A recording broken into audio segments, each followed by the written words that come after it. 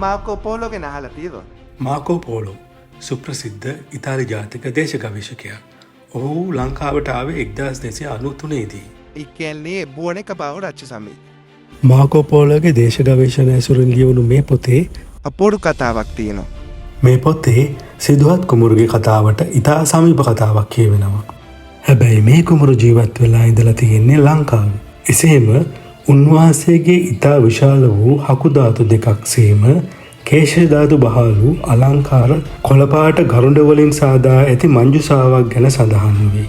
මෙහි පැමිණි චීන දූත පිරිසක් මෙම මංජුසාව ලංකාවේ සිට චීනයට රැගෙන ගොස් ඇති අතර එවකට චීනය පාලනය කළ මහා කාන් මොංගෝලියානු අධිරාජ්‍යයා පවා සනාථ කොට ඇති පරිදි මෙම ධාතු මංජුසාව ඇති පරිශ්‍රයේ විශ්මිත බලයක් පෙන්නුම් කර ඇත.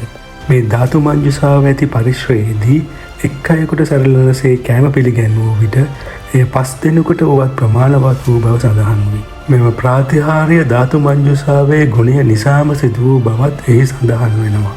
එවකට චීනය පාලනය කර මහා කාන් අධිරාජ්‍යයා මෙම ප්‍රාතිහාර්ය සත්‍යදයි පරීක්ෂා කොට බලා එහි සත්‍යතාව සනාථ කොට ඇති බවත් සඳහන් වේ. අපි දැන් බලමු හරියටම මේ පොතේ මේ දේවල් ලියලා තිබ්බේ කොහොමද කියලා. I assure you, too, they found this cup to be of such virtue, that when food was introduced for one man, there would be enough for 5, and the great Khan declared he had tried this, and found it the truth. මේ උපුටා දැක්වේ මේ පොතේ ලංකාව ගැන ලියවිලා තියෙන පරිච්ඡේදයේ අගභාගයේ තියෙන කොටසක්. දැන් අපි මේ පරිච්ඡේදය මුල ඉඳලම බලමු. I have also to tell you that in this island there is a great mountain, of which the rocks are so broken that it can be ascended only by chains of iron suspended, whereby men may mount to the summit. Here, according to the Saracens, is the monument of Adam our first father, but the idolaters consider it as that of Sergamon Borcam. They describe this last as the first man, whose image they worshipped, and as the best that ever lived in their country. He was son to a great, rich, and powerful king, yet refused to succeed to the throne, or to attend to any worldly concern. The monarch, who had no other son, was both grieved and angry.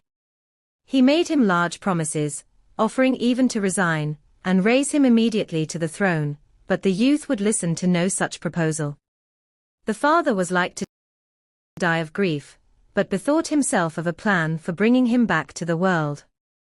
He lodged him in a very fine palace, and appointed 30,000 beautiful damsels to serve and amuse him.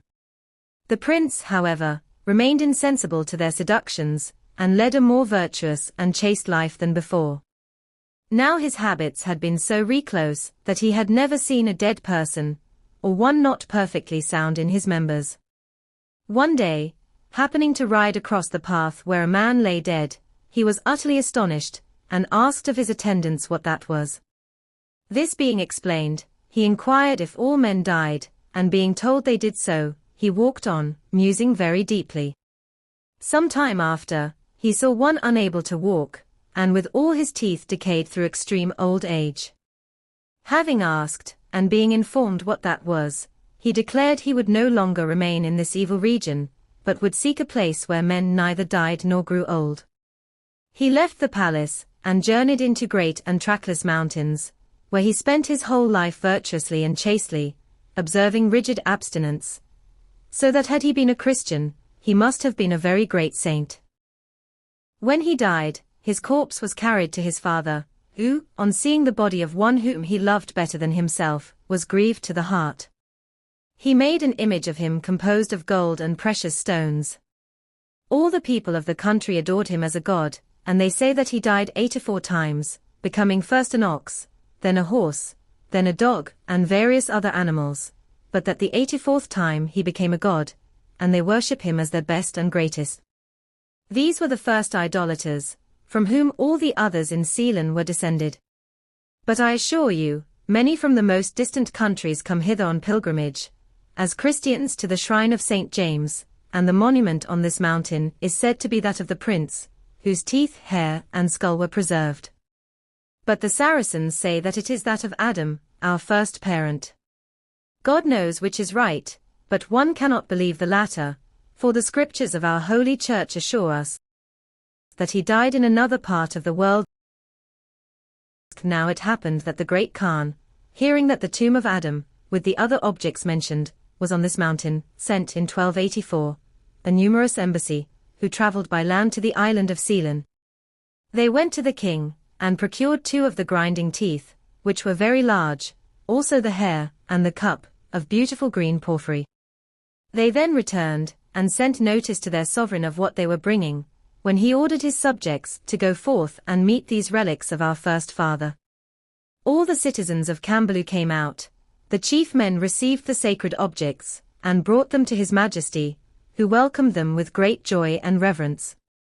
I assure you, too, they found this cup to be of such virtue, that when food was introduced for 1 man, there would be enough for 5, and the great Khan declared he had tried this, and found it the truth.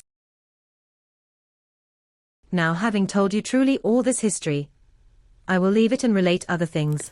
මෙතන ෆුට්නෝට් එකක් දීලා තියෙනවා සර්ගමොන් කියන එක ගැන. කලින් මේක තිබ්බ මෙන්න මෙතන මතකද? සර්ගමොන් කියන වචනය සාක්‍ය මුනි කියන වචනයෙන් බිඳියාවක් කියලා තමයි මෙතන කියලා තියෙන්නේ. එය බුදුන් වහන්සේ හැදින්වීමට යෙදූ වචනයක් බවත් සඳහන් වෙනවා.